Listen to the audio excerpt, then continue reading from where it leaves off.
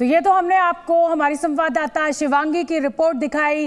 Joe Biden की सुरक्षा कितनी पुख्ता होगी, किस तरीके से उनका काफिला आगे बढ़ेगा, ये सब जानकारी हमने आपको दी। लेकिन देखिए, अब मैं प्रणय उपाध्याय का रुख करना चाहूंगी। प्रणय, और मेरा सवाल आपसे यही है, आपने जो रिपोर्ट हमें भेजी है वो भी अपने दर्शकों को दिखाएंगे, लेकिन शी जिनपिंग की इस समिट में शामिल ना होने को लेकर अपने ही देश में किरकिरी हो गई, आखिर क्यों?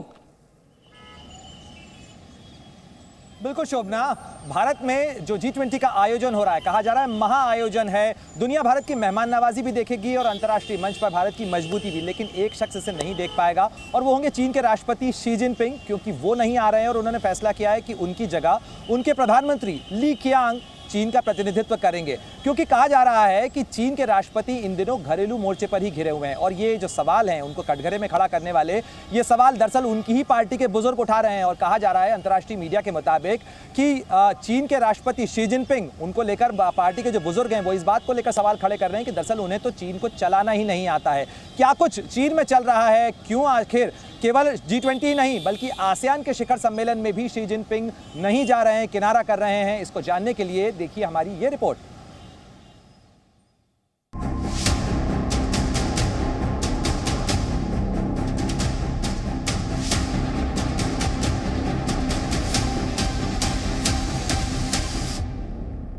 क्या डांट से नाराज होकर जिनपिंग दिल्ली नहीं आ रहे हैं? G20 मीटिंग में नहीं आने की असली वजह तो कुछ और निकली। चीन में कहा जाता था कि जो जिनपिंग ने कह दिया वही पत्थर की लकीर है, लेकिन अब ऐसा नहीं है। अब जिनपिंग के लिए वैसे दिन नहीं रह गए। अंतर्राष्ट्रीय मीडिया रिपोर्ट्स के मुताबिक देश को ठीक ढंग से नहीं चला पाने की वजह से जिनपिंग को उनकी पार्टी के रिटायर्ड हो चुके नेताओं ने डांट दिया है।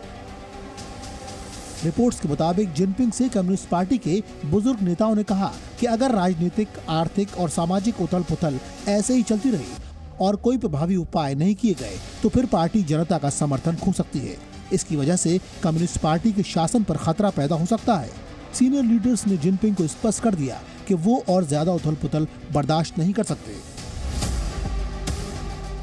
जिनपिंग को वरिष्ठ नेताओं ने ये फटकार चीन के खराब होते आर्थिक हालात और दुनिया से बढ़ती दूरी को लेकर थी।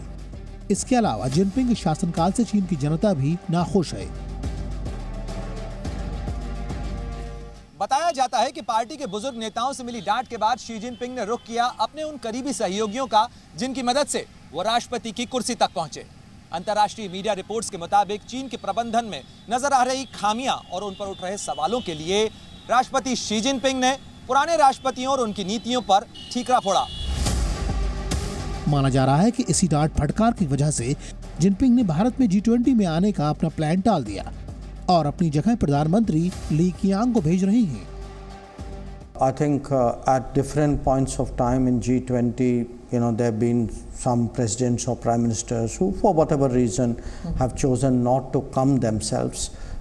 But that country and that country's position is obviously reflected by whoever is the representative on that occasion. I think everybody is coming with a great deal of seriousness.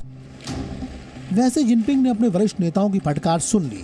ये बड़ी बात है क्योंकि पिछले साल एक तस्वीर सामने आई थी जब चीन की कम्युनिस्ट पार्टी की एक बैठक थी, उसमें पूर्व राष्ट्रपति हू जिनताओ को जिनपिंग के सामने ही बाहर धक्का मारकर निकाल दिया गया और जिनपिंग देखते रहे। माना जा रहा है कि ये सब कुछ जिनपिंग के ही इशारे पर हुआ था। डांट के बाद से जिनपिंग सदमे में हैं और इसलिए दुनिया के दूसरे राष्ट्राध्यक्षों के सामने चेहरा दिखाने से बचने की कोशिश कर रहे हैं। एक तरफ जिनपिंग है जो शर्म से बचने के लिए नहीं आ रहे हैं, तो दूसरी ओर अमेरिका के राष्ट्रपति जो बाइडेन भारत आने का बेसब्री से इंतजार कर रहे हैं। And that's one of our main focuses heading into the G20, delivering on an agenda of fundamentally reshaping and scaling up the multilateral development banks, especially the World Bank and the IMF. G20 की बैठक दिल्ली में हो रही है और भारत के लिए सबसे बड़ा मौका है जब वो पूरी दुनिया के सामने अपने एजेंडे को रख सकता है। भारत की बढ़ती कूटनीतिक ताकत भी जिनपिंग को नहीं बचती। एक वजह यह भी है कि वो दिल्ली से दूरी बना रही हैं। ब्यूरो रिपोर्ट, जी मीडिया। Z News।